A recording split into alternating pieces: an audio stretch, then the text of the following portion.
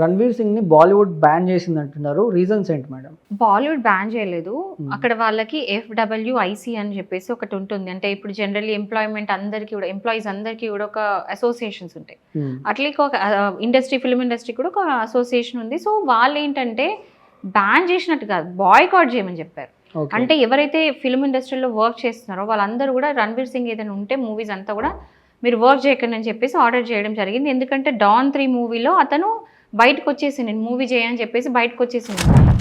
So ఆ మూవీలో already 45 crores loss అయిపోయిందని ఫరాన్ అఖ్తర్ చెప్పడం వల్ల ఇది అంటే ఇతను ఏం చేశాడంటే నేను లిటిగేషన్ అవుతుంది, కాంట్రాక్ట్ వయలేషన్ కాబట్టి నేను కోర్టుకు వెళ్తా అన్నాడు.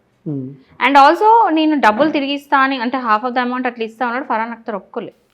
సో అక్కడ ఇంకా కోపాలు, ఆ కాన్ఫ్లిక్ట్స్ వచ్చేసి ఇదంతా జరిగింది. సో ఇదంతా కారణం బ్యాక్గ్రౌండ్ లో చూస్తే మాత్రం నాకు ఎందుకు దురందరే మెయిన్ రీజన్ అనిపిస్తుంది. ఎందుకంటే ఇక్కడ ఏం చేశాడంటే ఆయన ఒక నేషనలిస్ట్ మూవీ చేశాడు అండ్ ఆల్సో పాకిస్తాన్కి అగెయిన్స్ట్గా చేశాడు.